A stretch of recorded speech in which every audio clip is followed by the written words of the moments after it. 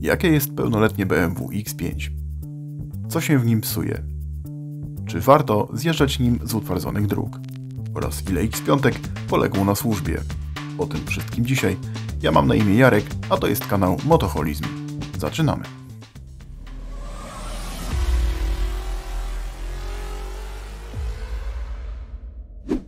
Witajcie w miejscu dla uzależnionych od motoryzacji, w którym interesujemy się wszystkim, co jeździ i daje frajdę z prowadzenia. Niezależnie od tego, ile ma kół, lat, jak szybko się porusza, czy ile jest warte. Dzisiaj wskakujemy do pierwszego w historii SUV-a BMW i sprawdzamy, ile jest wart po latach od premiery. Ale przedtem krótka lekcja historii. Na początku lat 90. odwieczny rywal BMW, czyli Mercedes, rozpoczął pracę nad autem, które miało łączyć uniwersalność pojazdów terenowych i wygodę luksusowych modeli. W wyniku tych działań w 1997 roku światło ujrzał model ML. Specjaliści od marketingu spisali się na medal. Nowe auto zagrało w hitowej kontynuacji Parku Jurajskiego i w 1998 roku zdobyło nagrodę North American Truck of the Year, co było najlepszym możliwym wyróżnieniem, bo właśnie rynek z za wielką wodą najbardziej interesował niemieckiego producenta. BMW przy konstruowaniu swojej odpowiedzi wykorzystało potencjał przejętego w 1994 roku Land Rovera i bazując częściowo na jego rozwiązaniach, 2 lata po premierze Mercedesa przedstawiło światu model X5. Początkowo Bawarczycy próbowali wylansować dla swojej nowości skrót SAV, czyli Sport Activity Vehicle, w przeciwieństwie do akronimu SUV, czyli Sport Utility Vehicle, ale nazwa się nie przyjęła. X5 było połączeniem ówczesnej serii 5, czyli modelu E39 i patentów z luksusowego Range Rovera, w zupełnie nowym, potężnym nadwoziu. Co ciekawe, projektował je ten sam Chris Bangle, który kilka lat później był ostro krytykowany za wygląd nowej serii 7. Na początku produkowana w Stanach X5 była oferowana z silnikami benzynowymi 4.4 i 3.0. Rok później w ofercie na rynek europejski pojawił się obsypany nagrodami silnik M57, czyli 3-litrowy turbodiesel. Model E53 przeszedł w 2004 roku lifting nadwozia, który bardzo kosmetycznie zmienił wygląd przodu. Pojawiły się też nowe wersje silników. W 2006 roku pierwszą X5 zastąpił zupełnie nowy model o oznaczeniu E70. Mimo że X5 było absolutną premierą niemieckiej marki w tym segmencie, już na pierwszy rzut oka można powiedzieć, że to BMW. Charakterystyczna atrapa chłodnicy w kształcie nerek, dzielone tylne światła, ostatnia boczna szyba w typowym dla marki kształcie i sylwetka auta przesunięta do tyłu względem kół z bardzo krótkim przednim, przepraszam za wyrażenie, zwisem, sprawia, że nadwozie wygląda dynamicznie. Mimo długości ponad 460 mm i szerokości niemal 1,90 m, samochód względnie łatwo mieści się w standardowych miejscach postojowych i podziemnych parkingach. Tylna klapa została zapożyczona z luksusowego Range Rovera i jest podzielona na dwie części. Montowane seryjnie 17-calowe felgi nieco ginęły w nadkolach, ale już wersje 18, a szczególnie 19-calowe wyglądały dużo lepiej. Jak można się spodziewać po tak dużym i wysokim samochodzie, w środku miejsca nie zabraknie dla nikogo, niezależnie od tego, czy podróżujemy z przodu, czy na tylnym siedzeniu. Podobnie jak z zewnątrz, w środku również bez problemu odgadniemy markę auta, w jakim siedzimy, bez spoglądania na niebiesko-białą szachownicę. Przełączniki, zegary i przyciski pochodzą z innych modeli BMW ze wspomnianym E39 na czele. Materiały użyte do wykończenia są solidne i po latach nie sprawiają problemów. Nieporozumieniem jest jedynie jakość plastiku okalającego kolumnę kierowniczą. Jest twardy i wygląda tanio. Siedzenia mogły być standardowe, tak jak tu, lub tak zwane komfortowe, z łamanymi oparciami i elektrycznym sterowaniem. Po przesiadce z mniejszego auta potrzebujemy chwili, żeby oswoić się z gabarytami. Ergonomia stoi na bardzo wysokim poziomie. Wszystko jest intuicyjne i dostępne jednym dotknięciem przycisku i w przeciwieństwie do współczesnych aut nie wymaga przekopywania się przez nieskończone poziomy rozbudowanego menu. Regulowany w kilku płaszczyznach fotel i kierownica pozwalają zająć odpowiednią pozycję. Solidny, szeroki podłokietnik można przesuwać. Pod nim znajdziemy głęboki schowek, drugi, zasuwany, mieszczący 2 kubki, został umieszczony przed dźwignią biegów. W zależności od pakietu wyposażenia, centralną jednostką Car Audio było standardowe wąskie radio, bądź bardziej rozbudowane z wyświetlaczem 16:9. Moje auto posiada niefabryczny sprzęt Pioniera. Bagażnik jest duży i daje się bardzo szybko powiększyć dzięki łatwo składanym fotelom. Dostajemy się do niego przez wspomnianą wcześniej klapę zapożyczoną z Range Rovera. Nie jestem fanem tego rozwiązania. Wyobraź sobie, że przewozisz torby z zakupami i coś z nich wypadło i poturlało się albo przesunęło aż do oparcia tylnej kanapy. Masz 3 wyjścia. Albo spróbować to sięgnąć przy zamkniętej burcie, co może być dobrym pomysłem, ale tylko kiedy auto jest czyste i suche. Jeśli jest zima albo pada deszcz, możesz się domyślić, jak będzie wyglądało Twoje ubranie. Opcja druga to otwarcie burty na płasko, co daje dodatkowe kilkadziesiąt centymetrów podłogi i zmusza Cię do mało eleganckiego wypięcia. A trzeci sposób to wejście do środka na 4. Zdecydowanie lepsze byłoby zastosowanie rozwiązania z otwieraną oddzielnie szybą lub całą klapą, ale w klasyczny sposób, czyli do góry, tak jak to ma miejsce w modelach Touring.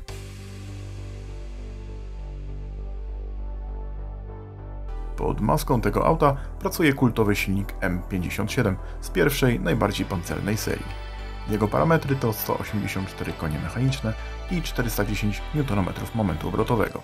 Ta jednostka posiada żeliwny blok i solidny łańcuch rozrządu. Nie posiada natomiast wynalazku o nazwie DPF. Spięta jest ze skrzynią General Motors o 5 przełożeniach i możliwości ręcznej zmiany biegów. Całość sprawuje się więcej niż dobrze. Sześciocylindrowiec o bardzo przyjemnym jak na diesla dźwięku nie wysila się specjalnie napędzając to auto. Spala średnio około 11 litrów na setkę. Sprawdzone na trasie kilkuset kilometrów jazdy autostradą spalanie przy tempomatowej stałej prędkości 140 na godzinę to wynik 10,17. Skrzynia GM potrafi zmieniać biegi niemal niezauważalnie.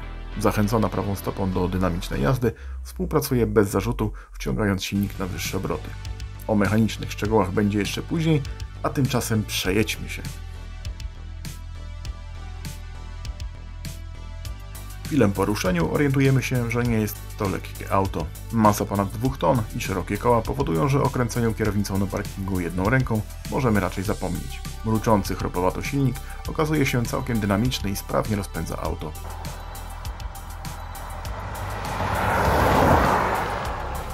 Jak wspomniałem, skrzynia jest naprawdę dobra. Prześlizguje się przez przełożenia bez zbędnego narzucania pasażerom szczegółów swojej pracy. Jeśli chodzi o zawieszenie, to X5 posiada rodzinne DNA bawarskiego producenta. Oznacza to tyle, że prowadzi się świetnie. Jest niesamowicie wręcz jak na tą masę przyklejone do drogi i pozwala na dynamiczne i precyzyjne manewry przy dość sporych prędkościach.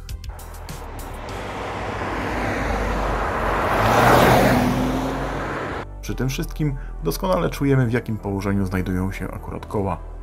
W przeciwieństwie do np. Jeepa Grand Cherokee, którego używałem kilka lat temu, jest to kolosalna różnica. Jeepem trudno było trafić w swój pas. BM-kę można prowadzić jak po sznurku. W przypadku felg 17 i 18-calowych problem nierówności na drodze właściwie nie występuje. Zabawnie pokonuje się progi zwalniające, które BM-ka jakby wygładza i przejeżdża nawet po tych najwyższych jak po delikatnej muldzie. Od rozmiaru felg 19 cali i większych poczujemy jednak więcej niedogodności, a przy zastosowaniu niskiego profilu opon policzymy dokładnie bez patrzenia wszystkie pokrywy studzienek napotkane po drodze. Hamulce są łatwo dozowalne i nie mają większych problemów z zatrzymaniem auta. Zaskakująca jak na tak duże gabaryty jest zwrotność tego samochodu. Przed zakupem zastanawiałem się, czy nie będę musiał pokonywać marketowych parkingów, skręcając na 2 lub 3 razy, ale po zaparkowaniem w naprawdę ciasnych miejscach takie sytuacje się nie zdarzają. Poza miastem samochód sprawuje się równie dobrze. Jak wspomniałem, prowadzi się bardzo pewnie, więc nie ma problemów z jazdą po krętych, wąskich drogach. Doskonale nadaje się również na długie autostradowe trasy. Jeśli miałbym wskazać jakieś minusy, to biorąc pod uwagę luksusowy segment, w którym to auto rywalizowało, wyciszanie wnętrza mogłoby być nieco lepsze.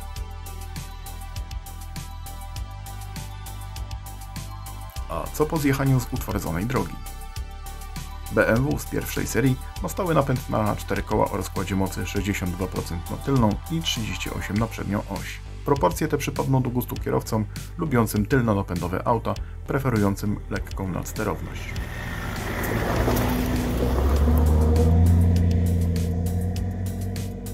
Napęd na wszystkie koła rozpoczyna i kończy listę właściwości terenowych X5.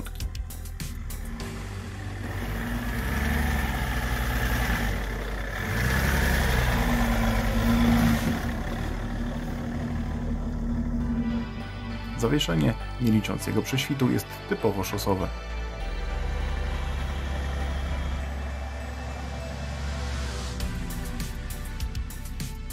Nie mamy tu reduktora skrzyni ani blokad mostów. W terenie, o ile ktoś zdecyduje się tam wybrać, mogą nam pomóc jedynie odpowiednie opony o agresywnym bieżniku. W pomocy elektronicznych na pokładzie znajdziemy tylko kontrolę zjazdu, przejętą również od Range Rovera, która ogranicza prędkość auta do 7 km/h i pozwala bez dotykania hamulca bezpiecznie zjechać ze wzniesienia.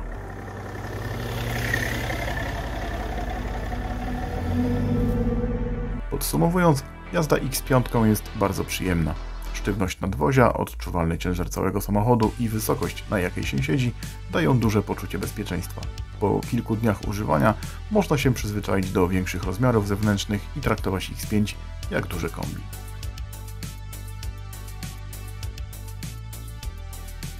Właściwie każdy model BMW nie znosi oszczędności na serwisowaniu. Fakt, że kilkunastoletnie auta dzięki spadkom cen stały się szeroko dostępne, jest bardzo złudny, bo cena zakupu nijak się ma do kosztów, jakie trzeba ponosić, żeby utrzymać je w dobrej kondycji. A że polska szkoła druciarstwa ma się dobrze, to po oferowanych na naszym rynku pojazdach nie można oczekiwać cudów. Tak zwany pakiet startowy po zakupie, który w przypadku popularnego auta klasy średniej najczęściej zawiera jedynie wymianę zestawu rozrządu i nowy olej, w BMW X5 stanowi zaledwie małą część palety potencjalnych wydatków. Ceny zadbanych i dobrze utrzymanych aut potrafią różnić się od tych najtańszych o 100% i to w obrębie jednego rocznika. To powinno dać do myślenia. Wydanie większej sumy przy zakupie może nie gwarantuje bezawaryjnej eksploatacji, ale znacznie zwiększa na nią szanse. Czy to znaczy, że należy omijać najtańsze egzemplarze? Niekoniecznie. Pod warunkiem, że wiemy, na co zwrócić uwagę, akceptujemy ryzyko i jesteśmy świadomi, że niezbędne będą dalsze inwestycje. Czemu więc należy przyjrzeć się baczniej przy zakupie X5 generacji E53? Oto kilka podpowiedzi. Mechanika. Jeśli chodzi o silniki diesla, legendarne już stały się klapki wirowe kolektora dolotowego w 3-litrowym silniku M57 i jego mutacjach. Jeśli poprzedni właściciel ich nie wymienił bądź nie usunął, w przypadku urwania grożą wessaniem do silnika i poważnymi uszkodzeniami. Najpewniejszą metodą na sprawdzenie, czy zostały zastąpione zaślepkami, jest demontaż kolektora. W kolejnych generacjach silnika 3.0D zemścić się może niewymieniany i rozciągnięty łańcuch rozrządu. Ci, którzy utożsamiają łańcuch z dożywotnią gwarancją bezproblemowej jazdy, mogą być niemiło zaskoczeni. Benzynowe silniki 3.0 M54 lubią olej. Spalanie może wynieść od 200 do nawet 1 litra na 1000 km. Poza tym regeneracji często wymaga system zmiennych faz rozrządu, czyli VANOS. Najbardziej wymagające serwisowo są silniki serii N62 o pojemności 4,4 litra. Ich największą bolączką są wycieki płynów. Chłodniczy znika przez rurkę magistrali wodnej znajdującą się między głowicami. Olej cieknie według użytkowników właściwie z każdego miejsca. Do wymiany często kwalifikują się uszczelniacze zaworowe. Koszt doprowadzenia tej jednostki do przyzwoitego stanu może wynieść nawet połowę ceny zakupu najtańszych egzemplarzy. Odnośnie skrzyń biegów, opinie tych mniej trwałych mają montowane na początku automaty produkcji General Motors. Później instalowane skrzynie ZF zmniejszają ryzyko awarii, ale go całkowicie nie eliminują. Jeśli chodzi o wyposażenie, problemy sprawia czasem panoramiczny szyberdach. Kanały drożne odprowadzające wodę potrafią się zapychać, występują też problemy z zamykaniem całego mechanizmu. Jeśli auto jest wyposażone w panoramę, koniecznie ją sprawdźcie. Wyposażenie elektroniczne tych aut bywa bardzo bogate. Po 20 latach przewody i moduły mogą być już bardzo zmęczone, co będzie skutkowało mniej lub bardziej irytującymi awariami. Warto zadbać o dobry akumulator z możliwie dużym prądem rozruchowym. Częstym przypadkiem są wypalone piksele wyświetlacza. Ich regeneracja nie jest szokująco droga, można łatwo znaleźć oferty takich napraw. Większym problemem może być samo wydobycie licznika i ponowny jego montaż. Przy otwieraniu bagażnika zdarzają się awarie mikrostyku, otwierającego klapę lub część burtową. Na pewno warto to sprawdzić. Tylne lampy zostały zrobione z dwóch rodzajów tworzywa. Te w burcie płowieją i matowieją szybciej, co powoduje, że auto wygląda na starsze niż jest w rzeczywistości. Te zewnętrzne starzeją się dużo lepiej. Rozwiązaniem jest poszukiwanie oryginałów w lepszym stanie albo kupienie nowych zamienników. Zmorą tego modelu są wewnętrzne mechanizmy klamek. Radzę zrobić krótkie przeszkolenie dla swoich bliskich albo ludzi, którzy będą z Tobą najczęściej jeździć, na temat tego, jak ich używać. Klamki uchylają się lekko po łuku. Taki sposób otwierania doskonale sprawdza się w autach standardowej wysokości jak sedany czy kombi, kiedy otwieramy drzwi sięgając do nich z góry. W przypadku X5 Może się zdarzyć, że niskim osobom i dzieciom będzie bardzo trudno otworzyć drzwi właściwie, bo będą naturalnie ciągnęły klamki w dół. Szarpanie ich na siłę do siebie, zwłaszcza zimą, kiedy przymarzną, powoduje, że po czasie trzeba zamówić zestaw naprawczy, rozebrać cały boczek drzwi i wymienić wadliwy mechanizm. Nagromadzenie awarii w tym modelu może niebezpiecznie podnieść cenę zakupu. Jak w każdym używanym samochodzie, największym jego problemem są poprzedni właściciele. Ci, od których kupimy X5, mogą się okazać nie tylko przesadnie oszczędni, ale również wyjść z błędnego założenia, że skoro na masce jest logo z biało-niebieską szachownicą, to można jeździć tym autem jak każdym innym BMW, depcząc gaz do podłogi.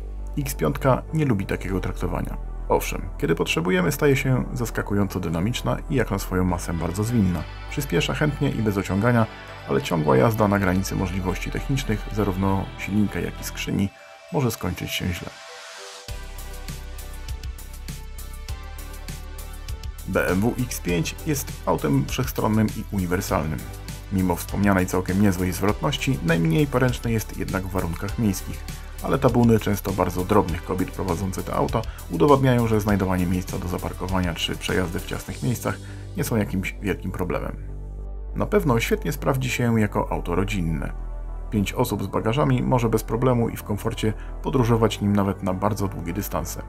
Na relingach można zamontować dodatkowy boks dachowy, a na haku platformę do przewożenia rowerów i już mamy wakacyjny kamper. A jeśli od kamperów wolicie przyczepy kempingowe, X5 będzie dla nich doskonałym holownikiem. Dobrze odnajdzie się jako koń pociągowy do przewożenia przyczepy z łodzią, kładem czy jakąś samochodową zabawką do rajdów czy driftu. A sam w sobie będzie po prostu wysokim, wygodnym samochodem o dużym poziomie bezpieczeństwa biernego i sporej pancerności. I właśnie te ostatnie cechy upodobały sobie pewne rodzaje służb. W latach 90. w garażach Biura Ochrony Rządu, czyli formacji stworzonej do ochrony miłościwie nam panujących, przeważały auta z Bawarii. Od serii 5 poprzez 7 aż po X5 właśnie. Duży SUV, dzięki wymienionym wcześniej właściwościom, był bardzo często wykorzystywany i pełni w konwoju rolę swoistego, potencjalnego tarana, gdyby doszło do jakiegoś zagrożenia na drodze. Kierowcy BOR szkoleni są tak, żeby kolumna pojazdów poruszała się symultanicznie, w tym samym momencie zmieniając pasy, wyprzedzając czy hamując.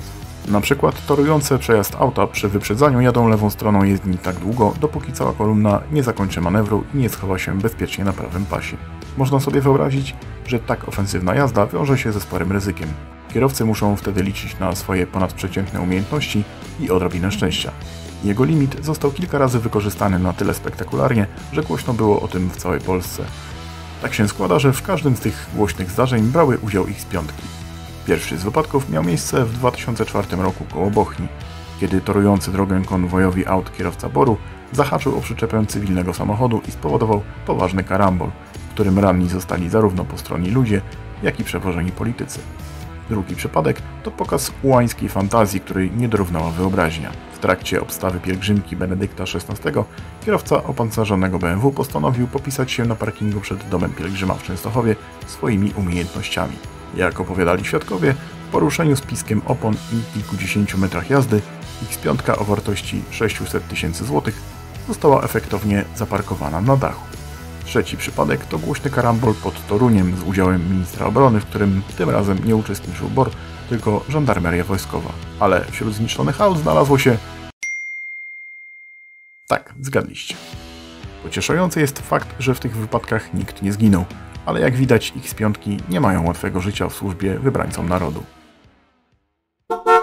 Jeśli macie ochotę posłuchać również o innych pojazdach, to rozważcie użycie tego czerwonego przycisku pod filmem. Wtedy na pewno nie przegapicie nowych odcinków.